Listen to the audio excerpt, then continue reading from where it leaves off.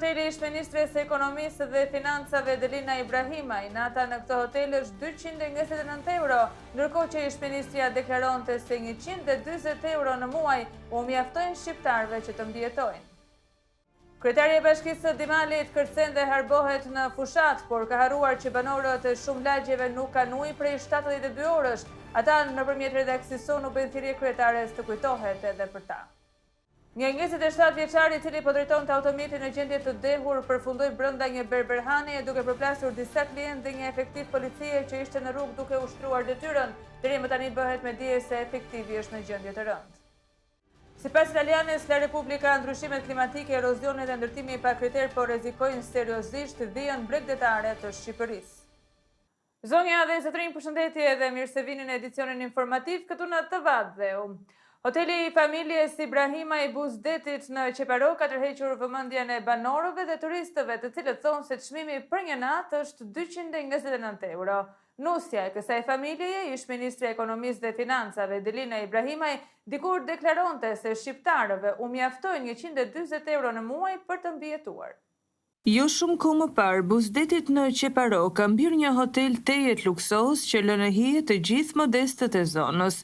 Ky hotel u ndërtua rastësisht kur Delina Ibrahimaj drejtonte tatimet dhe po rastësisht u hap pikërisht kur ajo u bë ministre. Rastësitë në Shqipëri janë të paparashikueshme, madje edhe se çdo investim strategjik i ministreshave të rilindjes. Ky hotel është zyrtarisht në emër të vjerrit dhe bashkëshortet të ish ministres së ekonomisë dhe financave Ibrahimaj, zotërues të disa bizneseve. Delina deklaronte dikur se një qytetar shqiptar i mjaftojnë 140 euro në muaj për të mos u quajtur i varfër.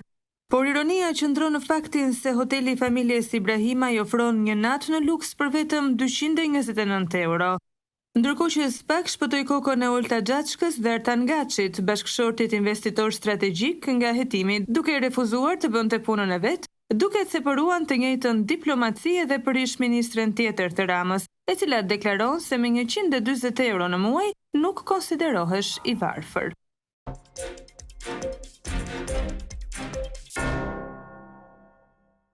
Kryetaria e Bashkisë kërcen dhe merret me fushat, ndërsa neve na lë 72 orë pa ujë të pishëm dhe askush nuk na jep një përgjigje.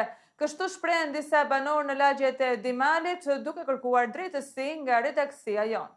Banorët e disa lagjeve në Dimal, përfshirë Gurin e Bardh, Ura Vajgurore, Poshnjen dhe zonat përreth, po përballen me mungesë totale të ujit të pishëm për më shumë se 24 deri në 72 orë. Pavarësisht ankesave të përsëritura në institucionet përkatëse, furnizimi nuk është rikthyer dhe asnjë zgjidhje konkrete nuk është dhënë nga autoritetet lokale. Kemi 3 ditë pa pikë ujë në shtëpi, na thon vetëm pritni, por sa të presim, një javë, një muaj, kjo është tallje. Shprehen qytetarët e revoltuar përmes denoncimeve në rrjetet sociale. Përveç mungesës së furnizimit, banorët raportojnë edhe për indiferentizëm nga ana e kryetares së bashkisë Juliana Memaj.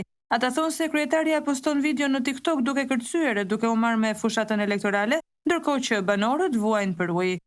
Banorët kërkojnë ndërhyrje urgjente në Bashkinë Dimal dhe institucionet përkatëse, si dhe transparencë mbi arsyet e kësaj ndërprerjeje që po prek jetesën dhe shëndetin e 10 familjeve. Një aksident i rënd ka ndodhur ditën e djeshme në dalje të qytetit të Peshkopis, ku një makinë e cila drejtohej nga Alban Shoti, një 27 vjeçar në gjendje të dehur, u fut me shpejtësi brenda një dyqani duke lënë të plagosur një efektiv policie që ishte duke ushtruar detyrën e tij dhe një person tjetër brenda subjektit. Një aksident i rënd ka ndodhur pas ditën e djeshme në dalje të qytetit të Peshkopis në kryqëzimin Velia rreth orës 18:30 minuta. Një automjet tip Golf i drejtuar nga 27 vjeçari Alban Shoti ka humbur kontrollin dhe është përplasur me një berberhane duke e përfunduar brenda mbijeteve të saj.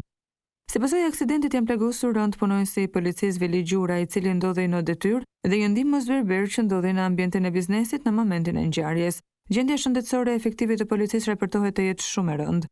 Policia ishte në shërbim për mbarvajtjen e trafikut në kuadër të mitingut përmbylljes të opozitës, i cili pritej të mbahej në orën 19 nga kryetari i Partisë Demokratike Sali Berisha në Peshkopi. Sipas njoftimit zyrtar të policisë së shtetit, drejtuesi i mjetit dyshohet se ishte nën efektin e alkoolit në momentin e aksidentit. Ai u shoqëruar në komisariat për veprime të mëtejshme procedurale. Grupet hetimore u ndodhen në vendin e ngjarjes dhe po punojnë për të zbardhur rrethanat e plota të aksidentit. Kanë kaluar 4 ditë nga ngjarja e rëndë në qafën e Burrelit, ku mbeti i bllokuar në një masiv kromi 29 vjeçari Ardit Beshiri. Trupi i të riu tende nuk është gjetur, ndërsa babai i tij me lot në sy dhe i dërmuar nga dhimbja i bën thirrje shtetit të mobilizohet për gjetjen e djalit të tij. Kanë kaluar tashmë 4 ditë që nga tragjedia në qafën e Burrelit, ku 29 vjeçari Ardit Beshiri mbeti i bllokuar nën një masiv kromi, por kërkimet për trupin e tij vazhdojnë pa rezultat. Dhimbja dhe ankthi rritën çdo orë që kalon, ndërsa babai i tij, Nerim Beshiri, i rënuar nga dëshpërimi, ka bërë një tjetër thirrje publike drejtuar institucioneve shtetërore duke kërkuar me ngulm ndihmë. Kërkoj ndihmë nga shteti.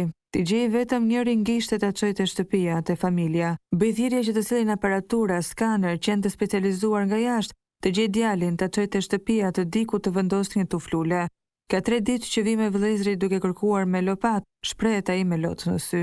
Deri më tani kërkimet janë kryer vetëm nga të afërmit dhe familjarët e të riut, ndërkohë kompania kineze që menaxhon menierën, sipas babait të Arditit, është distancuar plotësisht nga përgjegjësia dhe nuk ka ofruar asnjë ndihmë për operacionet e kërkimit.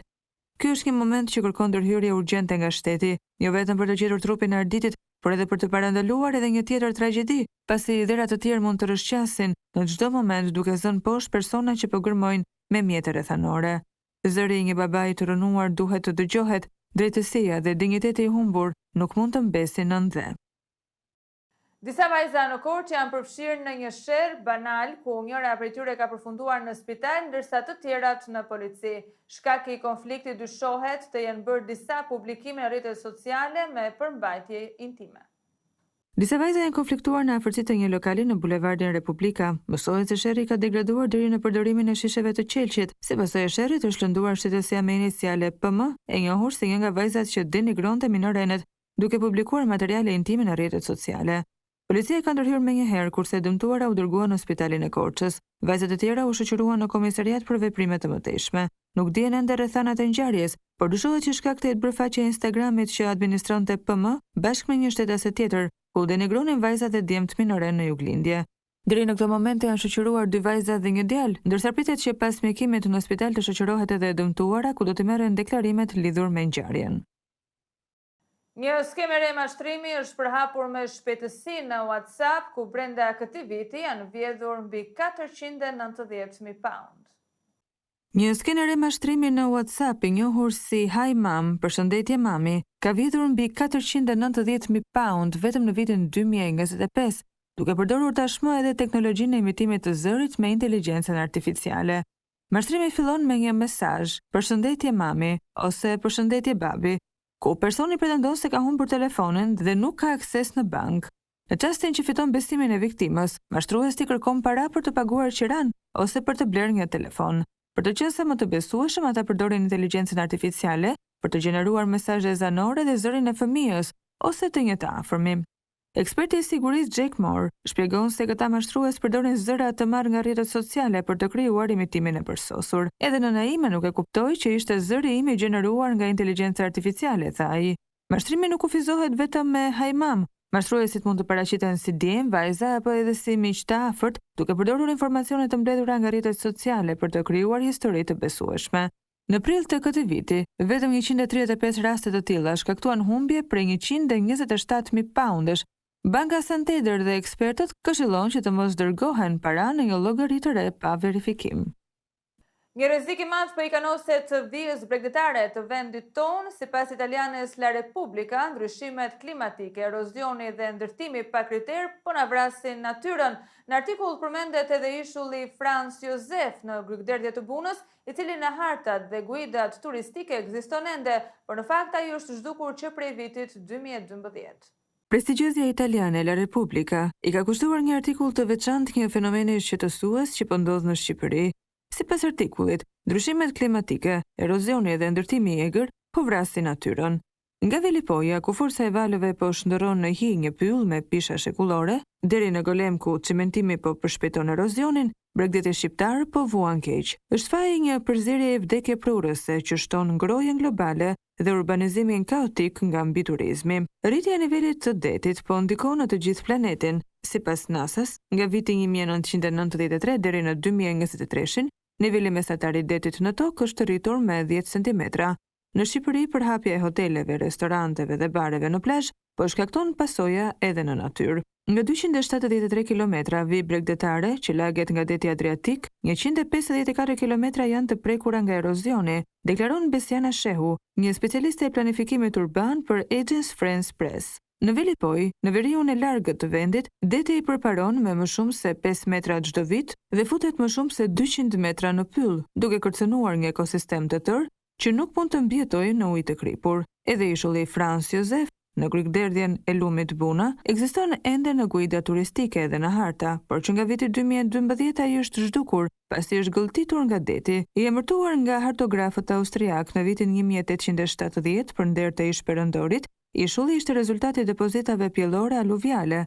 150 metra larg bregdetit, 19.5 hektarët e saj ishin mbuluar me pyje dhe bimësi të egër. Banorët e Kunes, disa kilometra më në jug, janë gjithashtu të shqetësuar. Vit pas viti, stuhit detare shumohen dhe bregdeti tani i ngjan një varrezë pemësh. Për shkak të ndryshimeve klimatike në vitet e fundit, deti është bërë shumë agresiv, duke përparuar drejt tokës me një ritëm frenetik. Paralajmëron Jak Gjini, një ekspert mjedisor nga Lezhë. Autoritetet shqiptare thonë se rritja e nivelit të detit përbën rreziqe serioze për mbytyjesh për shumicën e zonave urbane të vendit. Në total, deri në vitin 2030, afërsisht 1082.45 m2, ose 32% e sipërfaqes së habitateve bregdetare, do të vuajnë pasojat e drejtpërdrejta të përmbytjeve, vlerëson Agjencia e Emergjencave Civile. Në Golem, 49 km në jug perëndim të Tiranës, pronarët e hoteleve janë të shqetësuar për indiferencën e autoriteteve për të gjetur zgjidhje dhe për të ndaluar urbanizimin e pakontrolluar të bregdetit.